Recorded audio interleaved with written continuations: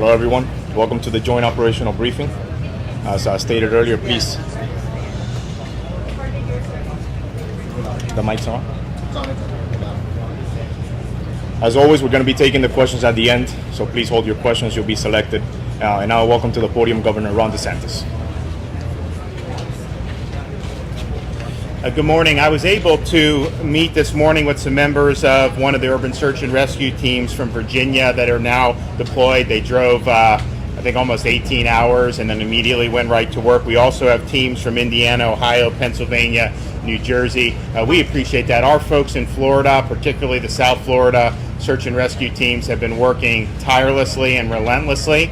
It's obviously physically very taxing. It's also emotionally draining. As many of you know, they were able to identify a child whose father worked for the city of Miami Fire Department, and these are tough things for them. I mean, obviously we focus on the families, and rightfully so, but our folks have gone through a lot who've been out there, and I think that added support really means a lot. And so I just wanted to publicly thank again the folks I met in Virginia, as well as Indiana, Ohio, Pennsylvania, New Jersey.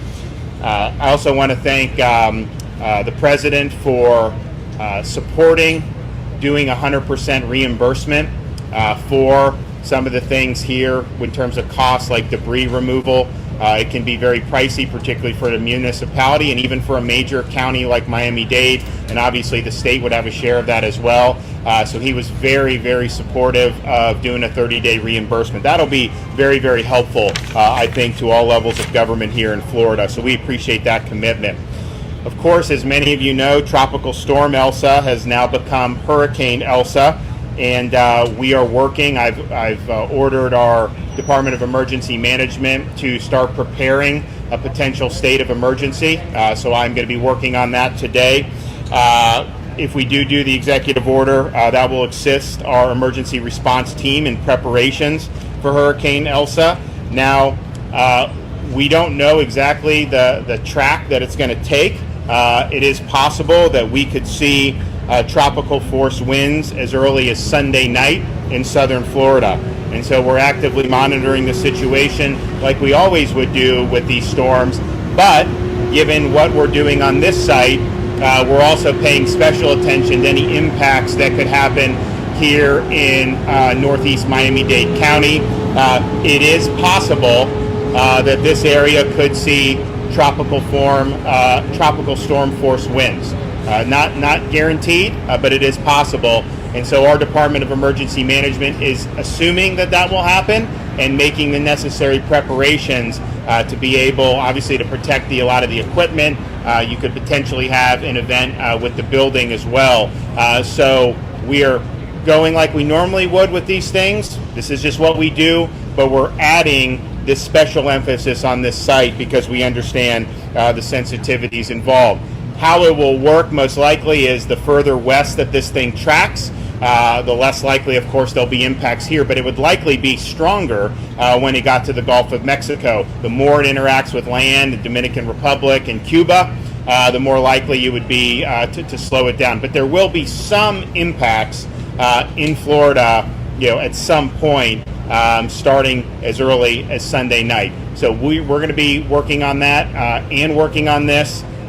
We'll do them both on a dual track, and obviously our emphasis with the storm, do what we normally do, but then also a special sensitivity to anything that would need to be done to make sure that the efforts here are supported and protected. Thank you. Thank you, Governor. And now for Spanish remarks, Lieutenant Governor Janet Núñez. Buenos días, el gobernador DeSantis y yo nos pudimos reunir con el equipo de Virginia que ha llegado después de manejar 18 horas. Enseguida se incorporaron en parte de nuestro grupo, nuestro equipo de búsqueda y de rescate.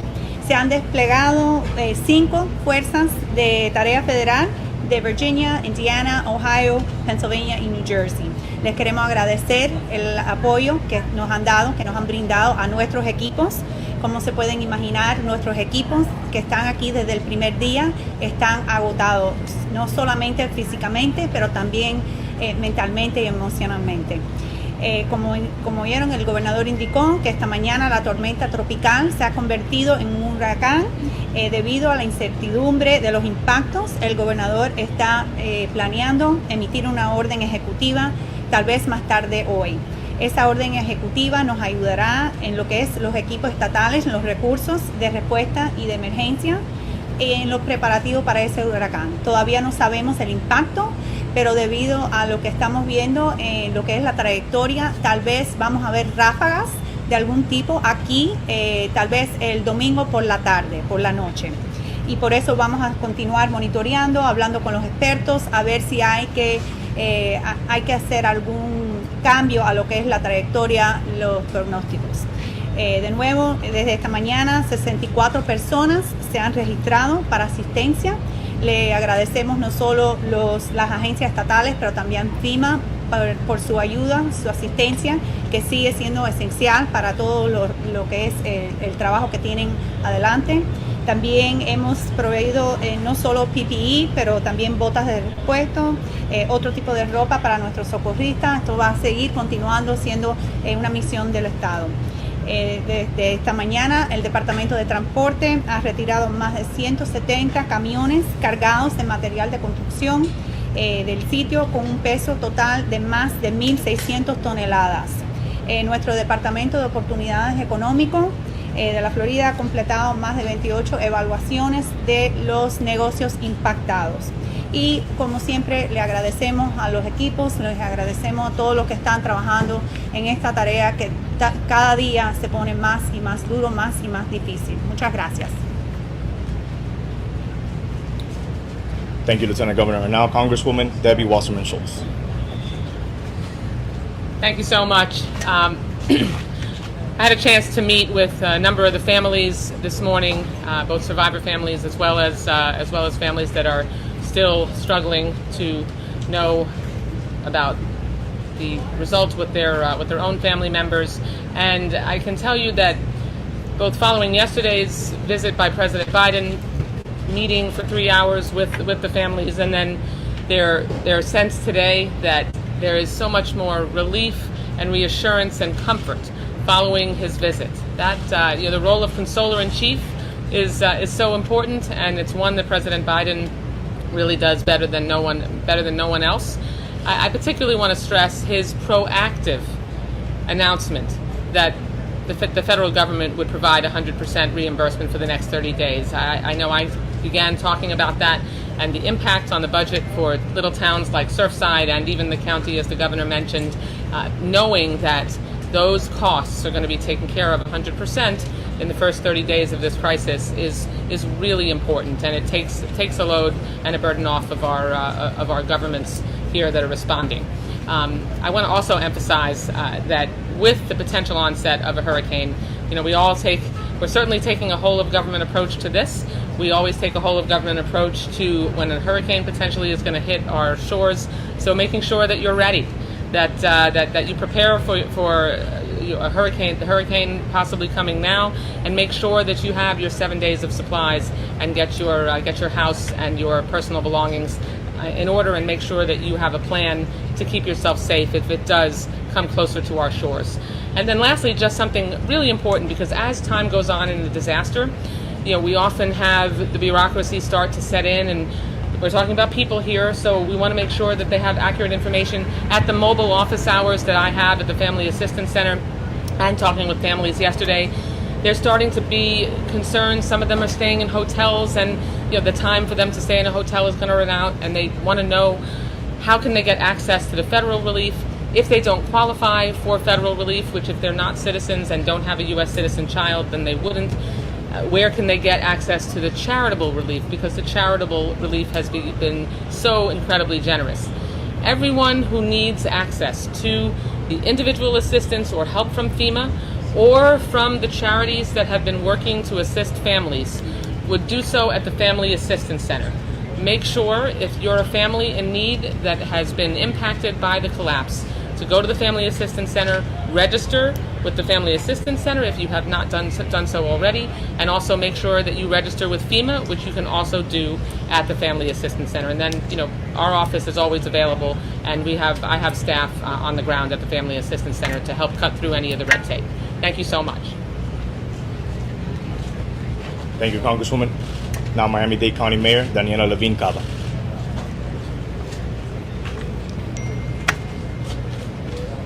Here we are, day 9.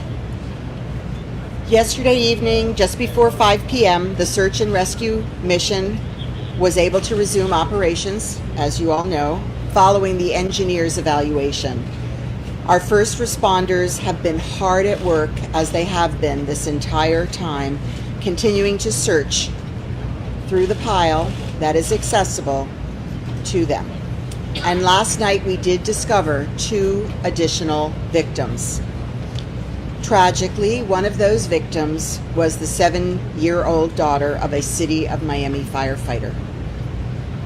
And it goes without saying that every night since this last Wednesday has been immensely difficult for everybody, and particularly the families that have been impacted. But last night was uniquely different.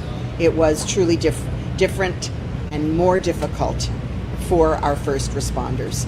These men and women are paying an enormous human toll each and every day, and I ask that all of you please keep all of them in your thoughts and prayers. They truly represent the very best in all of us, and we need to be there for them as they are here for us.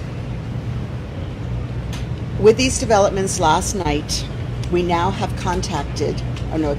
we've now confirmed 20 deaths. 188 people are accounted for, and 128 are unaccounted for. And you'll notice that the number of accounted for people has increased, which is of course good news. And it is one of the reasons that it has increased is that in some cases in which we originally received a report of a potentially missing person, that report was only marked as 1 person. But when the detectives were able to reach and verify the safety of the person in question, we discover that there are, in fact, several family members who could have been counted for potentially in the building, and now we can mark them as safe. So this is very, very good news. Again, that's 188 people accounted for. Our detectives are continually conducting an ongoing audit of this list as we verify every single angle, every single report, so that these numbers will continue to change. As we've said all along, they're fluid, and you can understand exactly why. Our engineers and our Miami-Dade Fire team have continued to evaluate and test the site as they work to expand the search area as quickly as possible and as it becomes safe to do so. We're proceeding with our evaluation of all of the factors all of the time and the impacts related to the demolition of the building, while the search and rescue continues as our top priority. And it is important to stress, as our engineer explained yesterday evening, that a demolition cannot be done overnight. In fact, it takes weeks to demolish a building. We continue to aggressively monitor what is now Hurricane Elsa. We could potentially feel sustained tropical storm force winds as early as Sunday midday. We'll be joined by our Weather Service and our Department Incident Commander Charles Cyril and our Florida Department of Emergency Management Director Kevin Guthrie to provide more detail on our preparedness for the site and our storm prep for the entire community. So please stay tuned. I want to once again remind everybody here in South Florida that hurricane season is very much upon us, and it's important to make sure that you have a plan in place and that you take key precautions at home. Everyone must prepare now for the eventuality of a storm. As we've been saying all along, the level of coordination and collaboration between Miami-Dade County, the state of Florida, the city of Surfside, the federal government, and all of our local partners is truly unprecedented. This is truly unprecedented, and we know the world is watching.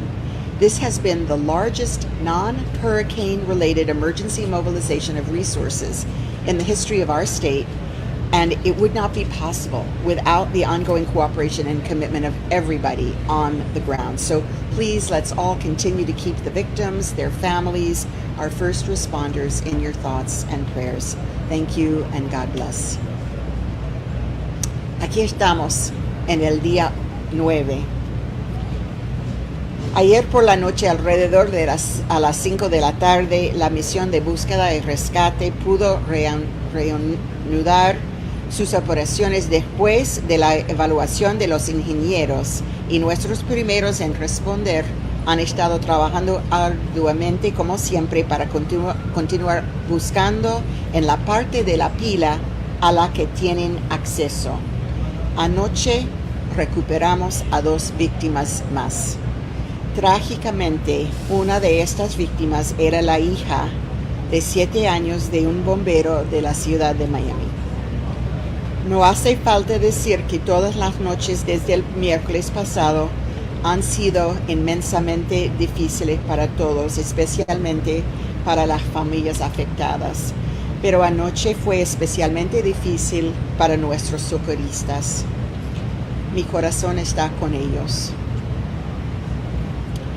Con estos desarrollos de anoche, ahora tenemos 20 muertes confirmadas, 188 personas contabilizadas y 128 desaparecidas.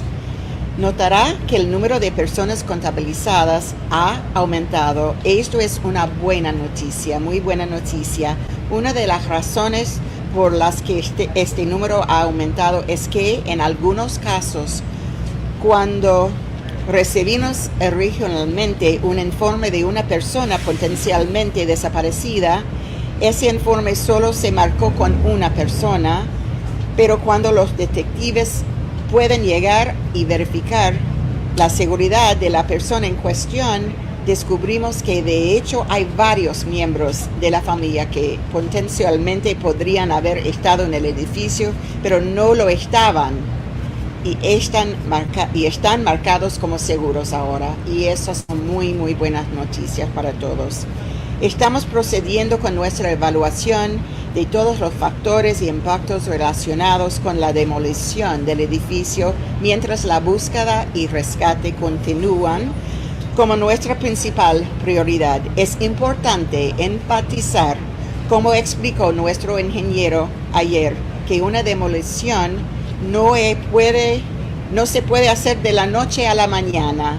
De hecho, se necesitan semanas para demoler un edificio. También continuamos monitoreando agresivamente lo que ahora es el huracán Elsa. Potencialmente podríamos sentir vientos sostenidos con fuerza de tormenta tropical tan temprano como el domingo al mediodía. Una vez más, quiero recordarles a todos aquí en el sur de la Florida, es la temporada de huracanes y es muy importante asegurarse de tener un plan y tomar las precauciones en serio.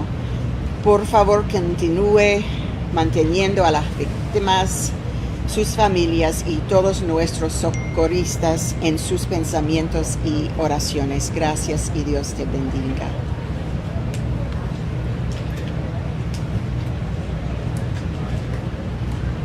Thank you, Madam Mayor.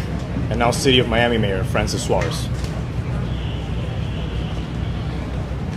Thank you, Madam Mayor, and thank you to all who have collaborated and cooperated on this terrifying few days that we've been here.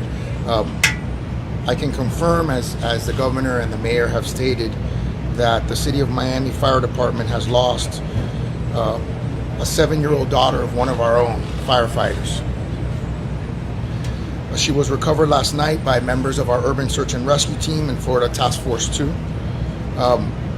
Our chief is asking that all of you respect the privacy of the immediate family as well as our fire department, which is understandably grieving tremendously.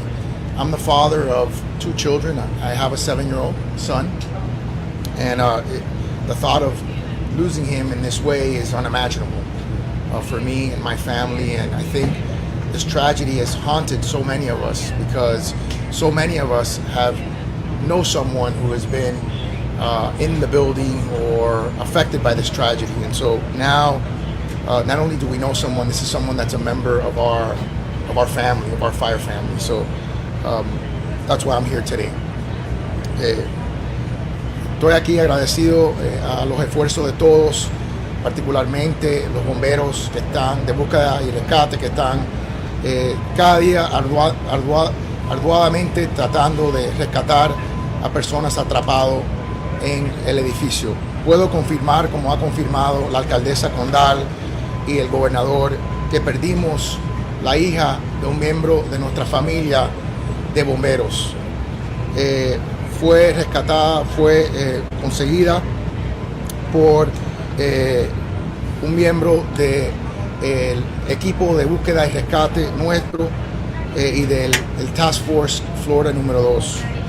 Le pedimos a todos ustedes en la prensa que por favor respeten la privacidad del bombero y de nuestro departamento de bomberos, que obviamente están severamente afectados en este momento. Yo, siendo padre de 2 hijos, uno de 7 años también, no puedo comprender ni imaginar la pérdida que está sintiendo en este momento el miembro de nuestra familia en la ciudad de Miami. Así que esta tragedia que ha tocado las vidas de tantas personas, no solo directamente, pero tanto por las razones que alguien conoce a alguien que está en el edificio afectado por esta tragedia, ha sido algo que en este momento está afectando íntimamente a la ciudad de Miami, y por esa razón me encuentro aquí hoy. De nuevo les pido sus oraciones y también les pido privacidad por la familia y por nuestro departamento. Gracias. Thank you, Mayor Suarez. From the National Weather Service, Robert Morieta. Good morning. We continue to closely monitor Hurricane Elsa as it moves over the Caribbean Sea this weekend. By late Sunday or early Monday, we expect that the storm will be emerging off the coast of Cuba and approaching or getting pretty close to Florida during the Monday to Tuesday timeframe. So as the mayor and the governor said earlier, the tropical storm force winds could begin as early as Sunday here in South Florida. Most likely, based on the official forecast, it would be Monday and possibly even into Tuesday. So we do have this weekend to prepare for the possibility of tropical storm conditions at least. There's still a lot of uncertainty, as you've heard. There's still a lot of uncertainty in the forecast, how it will evolve, how the storm will interact with the land areas that are to our south, and that could affect not only the intensity or how strong the storm is, but also the track that it takes. So right now, we'll continue to closely monitor the storm. We'll be providing, of course, advisories every 6 hours, and just to be ready, look over our preparedness plans this weekend, and be ready for the potential of tropical storm conditions, along with heavy rainfall early next week.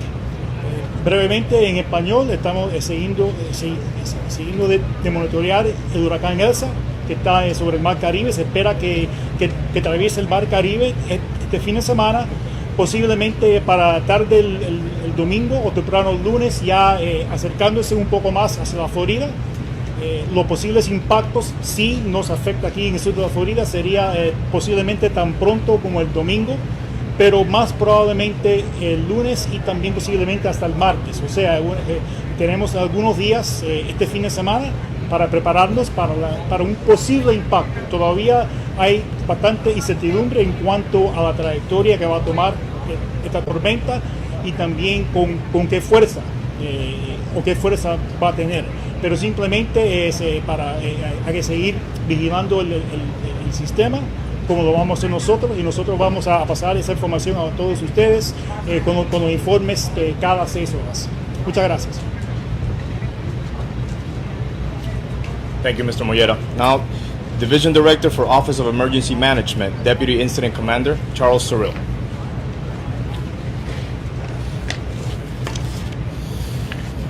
Good morning, everyone.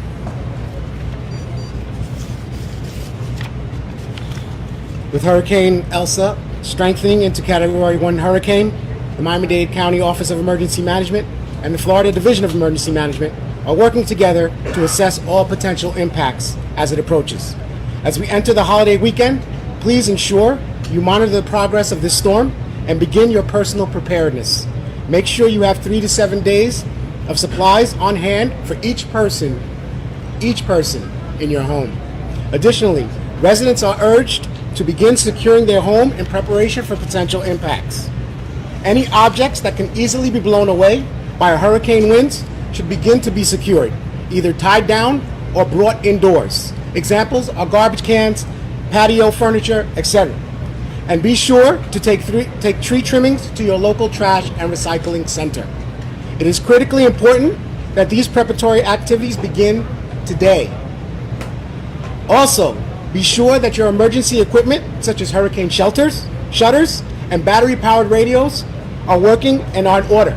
Please test them today. Find out if you live in an evacuation zone, know your zone, and as always, the 311 contact center is available for any questions.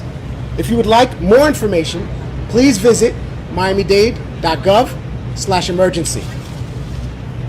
Miami-Dade County officials will continue to monitor the storm and will ensure any advisories in conjunction with the National Weather Service as they become necessary. Stay informed of all latest developments by downloading the Ready MDC app. Of course, the ongoing search and rescue mission, as well as providing support for the afflicted families, remains our highest priority. Our Family Assistance Center is open from 12 p.m. to 5 p.m. 7 days a week. There are currently 26 organizations there providing services to the families and their survivors. Mental health, grief counseling, financial lodging, travel, and many other services to those in need are being provided to date. Currently, there are 63 families that have been served. Thank you. Thank you, Mr. Surrill. And now in Spanish, on behalf of the Deputy Incident Commander, Miami-Dade Fire Rescue, Director of Media and Public Relations, Erica Benitez. Muy buenos días. Como ya saben todos, estamos en plena temporada de huracanes y al entrar este fin de semana festivo queremos que se aseguren de comenzar sus planes de preparación personales. Asegure de tener todos los suministros disponibles por lo menos de 3 a 7 días. Además, instamos a todos los residentes a mantenerse informados descargando la aplicación de Ready MDC para más información. También los residentes deben comenzar a proteger sus hogares en este momento. Cualquier objeto que pueda ser arrastrado fácilmente por el viento debe comenzar ya a asegurarlo desde ahora. Lleve los recortes de árbol a un centro de reciclaje y basura local. Además, asegúrese de que su equipo de emergencia, como contraventanas para huracanes, además radio de batería y todo lo que puede llegar a necesitar en estos casos, esté listo y preparado. También averigüe si usted vive en una zona de evacuación. Como siempre, el centro de información o de contacto, el 311, está disponible para cualquier pregunta que tengan sobre la preparación para este fin de semana. Además, si desea obtener más información sobre estos planes de preparación, puede visitar miamidade.gov/emergency. Los funcionarios del condado de Miami-Dade continúan monitoreando la tormenta y emitirán cualquier aviso necesario para mantenerlos informados. Muchas gracias. Thank you, Erica. And now Surfside Mayor Charles Burkett. Good morning, everybody. As I usually do now, early this morning I spent a good amount of time at the site. I also went up to the family briefing, and I have a couple messages from there. Chief Brian Rafsky has done a stupendous job arranging for the families to be moved around this town and being able to obtain the services that we're offering. They've instituted bus trams, and the families can now just hop on and hop off and get to where they need easily, which is a great step forward. With respect to the maximum effort that's being put forward by search and rescue, I want to personally commend Chief Ray Jadilla for working 20 hours a day and sleeping 4 hours a night since the beginning of this. He's the only guy that I see, well, I should take that back. He's the guy that I always see when I'm here, and I'm here a lot. Okay, I'm sleeping a little more than 4 hours a night. It's probably up to 5.5 or 6. But Ray has been a beacon, a rock, a source of hope for the families. He's there at those briefings every single day, answering very tough questions. He is passionate, he's compassionate, he's understanding, and he's, most importantly, he's flexible. He's heard the direction from the county mayor, he's heard the direction from the state officials, from the governor, he's heard the directions from the president, and he's following them. He's not letting bureaucratic roadblocks get in the way. The support for the families is unparalleled. It really is. It's astounding how wonderful and beautiful our resources, our county resources, our local resources, all the municipalities that are joining together. It's like a chorus, and it's just playing beautifully. I mean, and I can tell you from firsthand experience that the families appreciate it and acknowledge it, and they do it over and over again in those meetings. So there's not any dissatisfaction that I've been able to detect, and I'm looking for that, because my role here is, I've got a very small role, but I make it a point to be where everybody is, so that if there is a problem, I can bring it up to County Mayor Cava, I can bring it up to Florida Governor DeSantis, and I can make our senators aware, and that's what I've been doing, and that's been working, because when there has been a glitch, it has been immediately addressed. I want to personally call out and thank Governor DeSantis and Lieutenant Governor Jeanette Nunez for being in Surfside as much as they are in Surfside. It's very difficult for them to run the state of Florida, but also spend as much time as they do here. I can tell you from the town of Surfside, and I imagine from the families and the residents of South Florida, we are all very, very grateful, and it's super reassuring to see their faces all the time around this disaster. I want to also congratulate, listen, we had a very difficult situation yesterday where the work was stopped, and there was incredible pressure on Mayor Cava. Incredible. I know for a fact that I was asking a lot of hard questions, and she was rock solid. She did what she needed to do, and she got that work started up again. And I know the families and everybody else is very thankful for that, and we praise her leadership skills. A lot of people have called about animals in the building. They're concerned. It's not one or two people. I get calls and emails all the time, and they want to know whether or not we can get in there to rescue the animals. I will say that I know for a fact that that building has been covered at least 3 times by the brave men and women of the search and rescue teams, up and down, looking for anything alive. And to this point, I haven't heard that they've seen anything. Moreover, I heard today that there are drones flying around inside that building also looking, and I know that if there were issues with respect to animals in there, that we would probably hear about it. So for those folks that are really worried and losing sleep over that, just know that your county officials have that in mind and are not discounting that.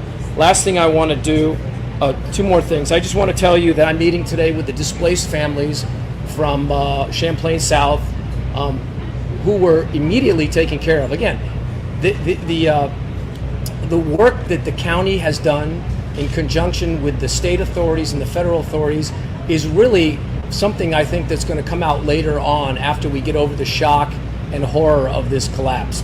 And we're not going to talk too much about it, but suffice to say, it is working. Government is working. Most people don't see government working a lot, but right here, right now, government is working, and I'm going to meet with the displaced families. They've asked me to come over and talk to them, so I'm going to make sure that they're getting everything they need, and if they're not, I'm going to make sure they do. Last thing, Champlain North, the building that's substantially the same as the building that came down, the same construction, the same developer, the same name, probably the same materials. People are worried. Some people are especially worried, and we have made arrangements for them to be relocated further. Our building official, in conjunction with our experts, are now getting ready to x-ray columns and do a deep dive, a forensic study into the structure, take that data back, plug it into the models, and get to the point where we can definitively tell the people that are living there whether or not we think there's an issue or not, which I'm hopeful will give our residents a little more peace of mind. Thank you. Thank you, Mayor. And now for Creole translation, Lionel Larrable.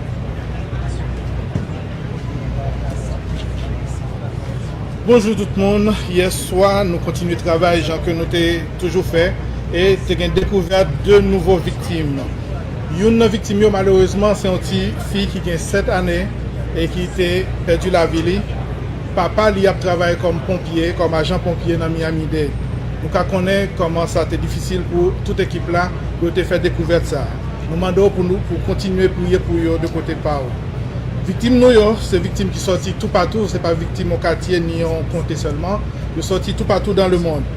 Pour le moment, nous comptons 20 morts, nous gagnons 188 que nous joignons et gagnons 128 personnes que nous pouvons joindre toujours.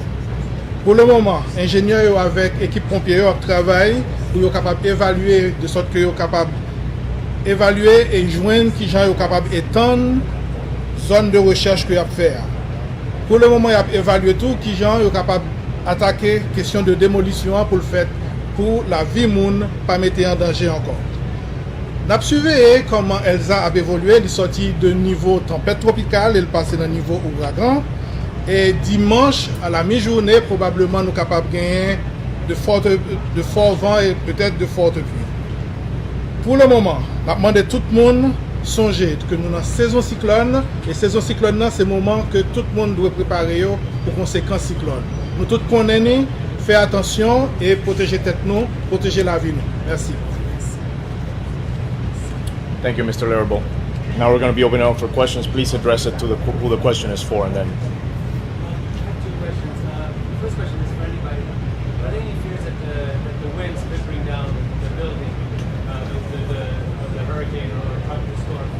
And to the fire chief, if there's any way you can talk about just the mental state that somebody can go to work knowing that their child is there, and I mean the story has pretty much gutted so many people about the firefighter finding the and just what kind of mental state somebody can go to work. Yes, in regards to the hurricane, now another significant obstacle in the horizon heading this direction. So yes, we have engineers. We have an established engineer group. We've had them on site from the beginning with our USAR teams. Now we've incorporated more engineers, so we're using our state and federal assets as well, and then as well as our county assets locally. So we have an engineer team which is developing all different plans. We have more equipment now monitoring, so we brought more resources in the other day, where we're continuing. As I stated, from the incident when this began, it's just so challenging. So many different obstacles, one after the other. And that building standing definitely has been a huge obstacle, and the hazards that, for our men and women that are out there working. As a fire chief, that's my top priority, saving lives and protecting our personnel. And that goes hand in hand. So it's a delicate balance and very, very difficult decisions at time to make.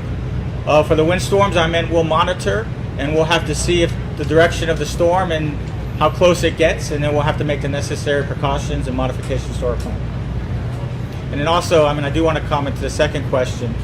Every victim we remove, it's difficult. It's very difficult. We try to respect. We have a whole process in regards to how we remove each individual that we come across. Unfortunately, we haven't been able to remove any survivors yet, but it's very difficult. And last night was even more, when we're removing a fellow firefighter's daughter. And that's just where I want to emphasize the emotion what we're feeling. As firefighters, we do what we do, and it's kind of a calling, and we always say that. And but it still takes a toll, and that's why you see more resources coming through. Our brave men and women of our Florida task force, we've been going, nonstop. And so it's nice with our federal resources coming through, and this has always, been the plan. I just was hoping that we've had some survivors so far. Chief, just to follow up on that. First of all, I'm so sorry about your team member's child. The timeline for it, I know you're not releasing names, but how is the whole team dealing with it? How is he doing and their family? And then a follow up to that, how do you all keep from avoiding the word recovery at this point? Well, obviously the firefighters are emotional. I'm not going to disclose anything, and I respect for the family, but it takes a toll. It takes a toll.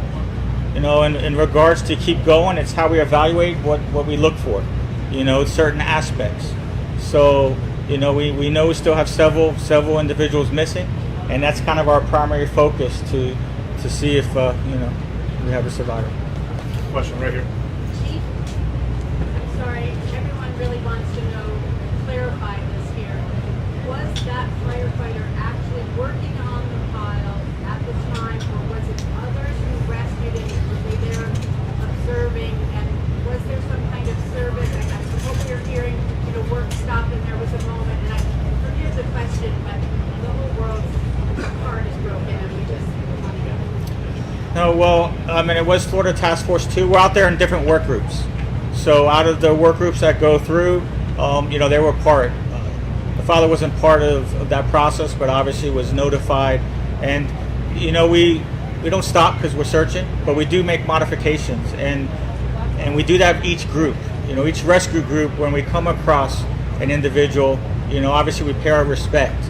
We have a process. I'm not going to go into details, but with different religious faiths, we have a process that we started from the very, very beginning, and we comply with that. So it's obviously with police and homicide involved, and there are multiple steps. We'll definitely disclose what we did at a later time. I don't think now's the time, but definitely I want to emphasize we do that, and we honor all the loved ones that we've lost. So, Mayor, you mentioned it would take a while before the building would actually potentially be taken down. Can you update us where you guys are in the decision process, and when would the earliest potential be for that building to actually come down? So we've had a couple of meetings with the engineers.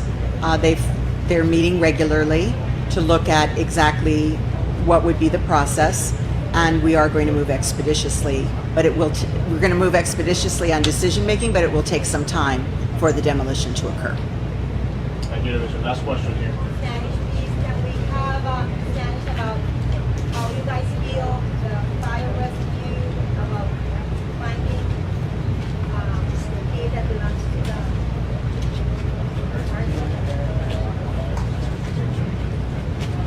Can you say it in Spanish? ¿Nos puedes, por favor, Erika, decir cómo se siente el cuerpo de bomberos saber tener que encontrar la hija de un colega y si ese colega estaba activo trabajando? Bueno, no voy a entrar en detalles, obviamente, por la privacidad que queremos darle a la familia en este momento de gran duelo, pero como padres de familia y aquellas personas que tienen hijos pueden imaginarse en el dolor. Es desgarrador lo que pasó aquí, y aún más si es tan cercano, algo tan cercano como un hijo.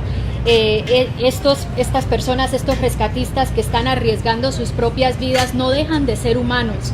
El hecho de encontrar un hijo, una hija en estas condiciones es desgarrador, es fuertísimo, es escalofriante el pensar, pasar por un momento así, y me imagino, y como cualquier otra persona, es un momento el cual no se le desea a nadie, especialmente cuando ellos están aquí salvando vidas, y llegar a un momento donde no poder salvar la vida de un ser tan cercano como su propio hijo es desgarrador, y esto como seres humanos llega muy adentro del alma.